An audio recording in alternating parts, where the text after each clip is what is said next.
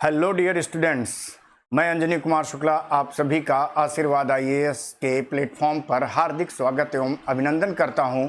उम्मीद करता हूं आपकी तैयारी बहुत अच्छी चल रही होगी और इसी प्रकार से आपकी तैयारी को और अच्छा बनाने में जो थोड़ा सा सहयोग आशीर्वाद आईएएस का हो सकता है वो हम वहां पे प्रोवाइड करने की पूरी कोशिश करेंगे। आज जैसा कि मैं आपके सामने आया हूं तो आज इंडियन इकोनॉमी को लेकर के एक इम्पॉर्टेंट टॉपिक को हम आपके साथ डिस्कस करेंगे और वो टॉपिक है sector of Indian economy. Sector of Indian economy के अंतर्गत आपके सामने स्क्रीन पे डिस्प्ले हो रहा है कि इंडियन इकोनॉमी के 3 सेक्टर्स होते हैं। इंडियन इकोनॉमी के सेक्टर्स की बात करें तो यहाँ 3 सेक्टर इंडियन इकोनॉमी के दर्शाए गए हैं और वैसे मेन जो सेक्टर्स होते हैं वो कितने होते हैं? 5, राइट, जिसमें 3 आपको इस स्लाइड में दिखेंगे और 2 अभी आगे की स्लाइड में हम आपके साथ डिस्कस करेंगे। आप पेन और कॉपी में चाहें तो इसको नोट कर लीजिएगा या फिर स्क्रीनशॉट लेकर के रख लीजिएगा। क्योंकि स्टेट प्रोविंशियल सर्विस और यूपीएससी में इससे संबंधित क्वेश्चन बहुत ही ज़्यादा पूछे जाते हैं, तो कहीं ना कहीं हमें उस लेवल पर इसको ध्यान में रखना है। सबसे पहले डियर स्टूडेंट्स आपसे बात करें तो आप ये ध्यान रखिएगा, प्राइमरी सेक्टर, ये जो प्राइमरी सेक्टर है जिसको हम कहते हैं प्राथमिकी क्षेत्र यानी प्राथमिक क्षेत्र, हिंदी में इसको बोला जाता है प्राथमिक क्षेत्र। प्राथमिक क्षेत्र अच्छा क्या होता है? इकोनॉमी में 2 टर्म यूज किए जाते हैं, एक गुड्स और दूसरा कॉमोडिटी। कॉमोडिटी उसको कहते हैं जो नेचुरल तरीके से हमें प्राप्त होती हैं वस्तुएं, वे वस्तुएं जो नेचुरल रूप से हमें प्राप्त हों उनको हम कॉमोडिटी के नाम से जानते हैं। और जब गुड्स की बात करते हैं तो उन्हीं नेचुरल वस्तुओं का उपयोग करके जिन वस्तुओं को तैयार किया जाता है उसको कहा जाता है गुड्स। क्लियर? जैसे यहाँ पे अगर हम बात करें तो आप ये ध्यान रखिएगा, गोल्ड ये क्या है? ये वहाँ पे कॉमोडिटी के रूप में जाना जाता है और जब वही गोल्ड ज्वेलरी फॉर्म में कन्वर्ट कर दिया जाए तो वो गुड्स के रूप में जाना जाएगा। तो यहाँ अगर बात करते हैं तो आप ध्यान रखिएगा, प्राइमरी सेक्टर और प्राइमरी सेक्टर ये रॉ मटेरियल प्रोवाइड करने का काम करता है। अब दिमाग में बात आती है कि रॉ मटेरियल क्या है, कच्चा माल आखिर क्या होता है? कच्चा माल वो माल होता है जिसका उपयोग करके फर्निश्ड गुड्स तैयार किया जाता है। जैसे हमें आलू ये प्राइमरी सेक्टर से मिला और उसका फर्निश्ड गुड्स के रूप में हमने चिप्स तैयार कर दिया। टोमेटो हमें वहां से मिला और हमने उसका फर्निश्ड गुड्स तैयार कर दिया, टोमेटो सॉस। ठीक है, तो इस तरीके से आप ध्यान रखिएगा कि वो सेक्टर जो हमें कच्चा माल प्रदान करता है उसको हम क्या कहते हैं? प्राइमरी सेक्टर के नाम से जाने जाते हैं। और प्राइमरी सेक्टर के अंतर्गत मैंने यहाँ पे कुछ एग्जाम्पल सेट किए हैं, जैसे एग्रीकल्चर सेक्टर, ये किसका हिस्सा है? प्राइमरी सेक्टर का हिस्सा है। फॉरेस्ट्री यानी वानिकी, वानिकी प्राइमरी सेक्टर का हिस्सा।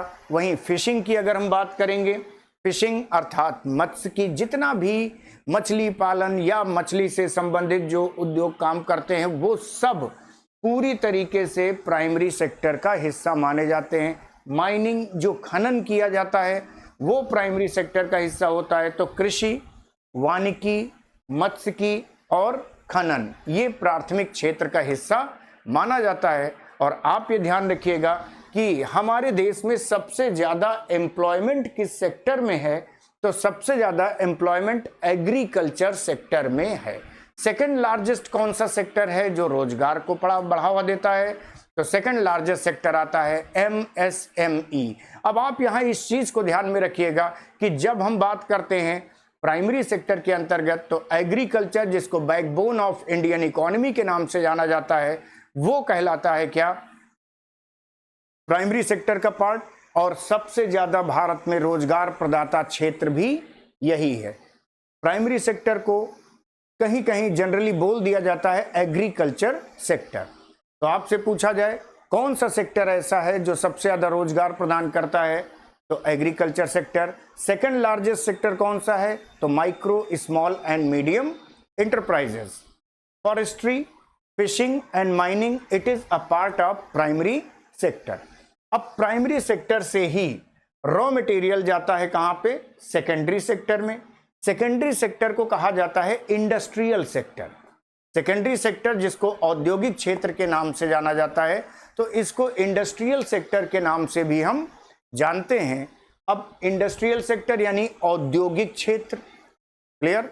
इसमें मशीनों की मदद से हम प्राथमिक क्षेत्र के कच्चे माल को गुड्स, फाइनल गुड्स में तैयार करते हैं, अर्थात ये सेकेंडरी सेक्टर में कंस्ट्रक्शन यानी निर्माण, सेकेंडरी सेक्टर में मैन्युफैक्चरिंग यानी विनिर्माण, सेकेंडरी सेक्टर में इलेक्ट्रिसिटी यानी विद्युत, सेकेंडरी सेक्टर में गैस और वाटर सप्लाई जैसी चीज़ें यहाँ पे शामिल होती हैं।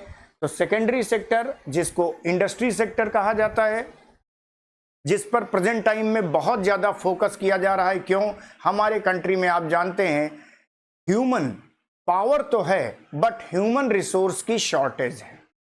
मैन पावर तो है लेकिन ह्यूमन रिसोर्स की हमारे कंट्री में शॉर्टेज है। क्यों? क्योंकि लैक ऑफ स्किल की कमी के कारण कहीं ना कहीं हमारे कंट्री में हमारा जो पॉपुलेशन है वो पॉपुलेशन मैन पावर तो बन जाती है, लेकिन वो कैपिटल को क्रिएट करने में, कैपिटल क्रिएशन करने में, उसको फॉर्मेशन करने में वो प्रॉपर तरीके से उतना सहयोग नहीं दे पाती, क्योंकि वो अभी ह्यूमन रिसोर्स के कैडर में नहीं आई है। और ऐसा नहीं हुआ, इसके पीछे कारण ये है कि कहीं ना कहीं लैक ऑफ स्किल्स, जिसके कारण हमारे देश में आप जानते हैं गरीबी और बेरोजगारी जैसी समस्या बहुत ज़्यादा बढ़ जाती है। तो यहाँ पर उसी समस्या को दूर करने के लिए गवर्नमेंट बजट में लगातार कैपेक्स को बढ़ावा दे रही है, कैपिटल एक्सपेंडिचर को बढ़ावा दे रही है, कि जिससे प्रॉपर तरीके से इस समस्या को दूर किया जा सके और तमाम सोशल वेलफेयर स्कीम्स को बढ़ावा दे रही है। तो यहाँ कंस्ट्रक्शन सेक्टर, मैन्युफैक्चरिंग, कंस्ट्रक्शन यानी निर्माण, मैन्युफैक्चरिंग यानी विनिर्माण, और electricity, gas and water supply, ये दोनों, ये सारे हिस्से जो हैं ये आते हैं किसमें? सेकेंडरी सेक्टर में। अब जब हम टर्सरी सेक्टर, जिसको तृतीयक क्षेत्र बोलते हैं या इसको कहते हैं सर्विस सेक्टर, सर्विस, इसमें यह ध्यान रखने वाली बात होती है कि जितनी भी प्रकार की सर्विसेज होती हैं वो सब इसका पार्ट है। जैसे मैं अंजनी कुमार शुक्ला आपको इस समय सर्विस प्रोवाइड कर रहा हूं, आशीर्वाद आईएएस का प्लेटफॉर्म आपको सर्विस प्रोवाइड कर रहा है, तो मैं किस सेक्टर का हिस्सा हो जाऊंगा? मैं इस समय सर्विस सेक्टर का पार्ट माना जाऊंगा। यहां सर्विस सेक्टर में जितनी भी सेवाएं होती हैं वो सब सेवा क्षेत्र का हिस्सा मानी जाती हैं। इसीलिए टर्सरी सेक्टर जो तृतीयक क्षेत्र होता है इसको सर्विस सेक्टर के नाम से जाना जाता है। और यहां मैं एक बात और बताना चाहूंगा कि सर्विस सेक्टर ही एक ऐसा सेक्टर है जिसका हमारे देश की जीडीपी की ग्रोथ में बहुत ज़्यादा कंट्रीब्यूशन है। तो अगर आपको एग्जाम में पूछा जाए कि किस सेक्टर का सबसे ज़्यादा कंट्रीब्यूशन देश की जीडीपी में है, तो सर्विस सेक्टर का। और अगर आपसे क्वेश्चन पूछ लिया जाए कि किस सेक्टर में सबसे ज़्यादा एम्प्लॉयमेंट है, तो वैसी सिचुएशन में आपका प्राइमरी सेक्टर का एग्रीकल्चर सेक्टर। सेकेंड लार्जेस्ट कौन सा? एमएसएमई। एग्रीकल्चर सेक्टर का टाइटल नेम क्या है? एग्रीकल्चर सेक्टर का टाइटल नेम यहाँ पे अगर हम बात करें तो इसको कहा जाता है बैकबोन ऑफ इंडियन इकोनॉमी। वहीं एमएसएमई सेक्टर यानी micro small and medium enterprises, उसको कहते हैं इंजन ऑफ इकोनॉमी। तो यहाँ टर्सरी सेक्टर के अंतर्गत बैंकिंग सेक्टर, इंश्योरेंस, बैंकिंग, बीमा, कम्युनिकेशन यानी संचार, रियल एस्टेट, जितना भी ये कंस्ट्रक्शन वर्क होता है इससे संबंधित जो कंपनियां हैं जो सेवाएं प्रदान करती हैं, रियल एस्टेट, एजुकेशन सेक्टर यानी शिक्षा जगत, हॉस्पिटैलिटी जो आपका ये रेस्टोरेंट से संबंधित होते हैं या होटल से संबंधित होते हैं या थीम पार्क से संबंधित होते हैं, ये सब हॉस्पिटैलिटी का हिस्सा माने जाते हैं। तो हॉस्पिटैलिटी और अन्य बहुत सी सर्विसेज, यानी सेवा शब्द अगर जुड़ गया, जैसे आपने देखा यूपीएससी में क्वेश्चन आया था care economy and monetised economy. Care economy आप जानते ही हैं, केयर इकोनॉमी किसको कहते हैं? जो हमारी आपके घरों में हमारी आपकी माताएं बहनें जो बिना किसी आर्थिक आर्थिक रूप से अपने परिश्रम का जो वो श्रम दान करती हैं, उस श्रमदान के बदले बिना किसी आर्थिक पारिश्रमिक को लिए वो कार्य करती हैं, तो वो हिस्सा मानी जाती हैं केयर इकोनॉमी का। और उसी चीज़ के बदले अगर उनको आर्थिक रूप से उनको कुछ न कुछ पारिश्रमिक दिया जाए तो वैसी सिचुएशन में वो मोनेटाइज्ड इकोनॉमी के रूप में कन्वर्ट हो जाएगा। तो यहाँ पर सेवा अगर बिना किसी धन के की जाए तो केयर इकोनॉमी, और सेवा अगर धन ले करके की जाए तो मोनेटाइज्ड इकोनॉमी। तो यहाँ पर केयर इकोनॉमी हो या मोनेटाइज्ड इकोनॉमी हो, वो भी हिस्सा मानी जाएगी किसकी? सर्विस सेक्टर की। क्यों? क्योंकि सेवा की भावना इसमें आ जाती है। यहाँ पे इसके बाद अगर हम बात करें तो आप ये ध्यान रखिएगा कि जब भी आपसे पूछा जाए कि जो फाइनेंशियल ईयर होता है वो कब से कब तक का होता है, तो फाइनेंशियल ईयर 1 अप्रैल से लेकर के और 31 मार्च तक चलता है। 1 अप्रैल से स्टार्ट होता है और 31 मार्च तक फाइनेंशियल ईयर चलता है, फिर नेक्स्ट फाइनेंशियल ईयर आ जाता है, राइट। और जीडीपी कैलकुलेट करने के लिए जो बेस ईयर रखा गया है वो बेस ईयर रखा गया है 2011 और 12, जिसे 2026 से चेंज करके 2022 टू 23 कर दिया जाएगा। तो यहाँ पे इसके बाद आपने देखा होगा कि एक और सेक्टर आता है, और वो सेक्टर कौन सा होता है उसको लेकर के अगर बात करें तो आ जाता है क्वार्टनरी सेक्टर और क्वीनरी सेक्टर। देखिए, क्वार्टनरी सेक्टर को यहाँ कहा जाता है नॉलेज सेक्टर। क्वार्टनरी सेक्टर की जब हम बात करते हैं तो इसको यहाँ पे कहा जाता है नॉलेज सेक्टर।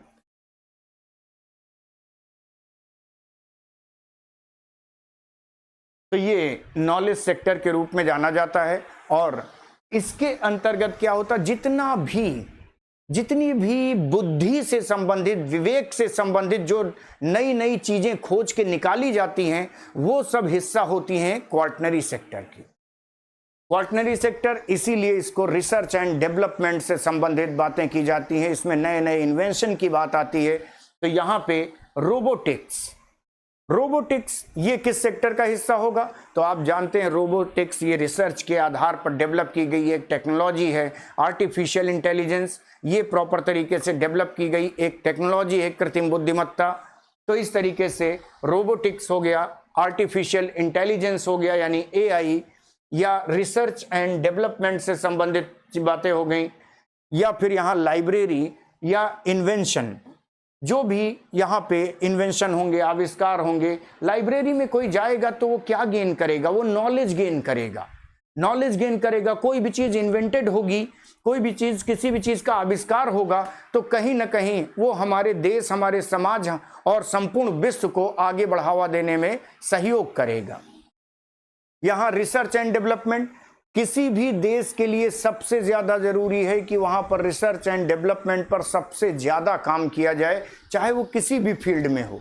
एआई लगातार हमारे आपके जीवन में तेज़ी से आगे बढ़ता ही जा रहा है, और रोबोटिक्स टेक्नोलॉजी के द्वारा बहुत अच्छे तरीके से देश को आगे बढ़ावा देने में सहयोग मिल रहा है। तो क्वार्टनरी सेक्टर ये बौद्धिक सेक्टर के नाम से जाना जाता है। ये पूरी तरीके से नॉलेज सेक्टर, ज्ञान क्षेत्र के रूप में इसको जानते हैं। वहीं हिंदी में इसको कहते हैं चतुर्धातक। हिंदी में अगर बात करें तो इसको चतुर्धातक क्षेत्र कहते हैं। और अब बात आती है पंचक क्षेत्र की, अर्थात क्वीनरी सेक्टर। अब देखिए क्वीनरी सेक्टर क्या है? क्वीनरी सेक्टर हम उस सेक्टर को कहते हैं जिसमें डिसीजन मेकिंग की पावर हो, जैसे भारत का प्रधानमंत्री, NITI Aayog, reserve bank of India, NABARD, इस तरह की जो गवर्नमेंट की एपेक्स बॉडीज हैं, इसरो, आईआरडीए, ट्राई, इस तरह के जो ऑर्गेनाइजेशन हैं, जो कोई भी डिसीजन लेंगे तो वो पूरे भारत पर उनका निर्णय लागू होगा, वो कहलाते हैं क्वीनरी सेक्टर। तो क्वीनरी सेक्टर जिसको पंचक क्षेत्र के नाम से जाना जाता है, इसमें एपेक्स बॉडी ऑफ गवर्नमेंट, जिनका मैंने अभी नाम लिया, आरबीआई हो गया, नाबार्ड हो गया, ट्राई हो गया, आईआरडीए हो गया, इसरो हो गया, है ना, डीआरडीओ हो गया, इस तरह के जो ऑर्गेनाइजेशन हैं वो इसमें आते हैं। डिप्लोमेट हो गए वो इसमें आएंगे, जो हमारे यूपीएससी के सिविल सर्वेंट्स हैं वो इसके अंतर्गत आ जाएंगे। क्यों? क्योंकि अगर उनके द्वारा कोई डिसीजन लिया गया तो वो डिसीजन फिर देश में पूरी तरीके से लागू किया जाता है। चीफ जस्टिस वो इसके अंतर्गत आ जाएंगे। तो यहाँ पर apex body of government, civil services और जो एनजीओज होते हैं वो एनजीओ भी इसी क्वीनरी सेक्टर का हिस्सा माने जाएंगे।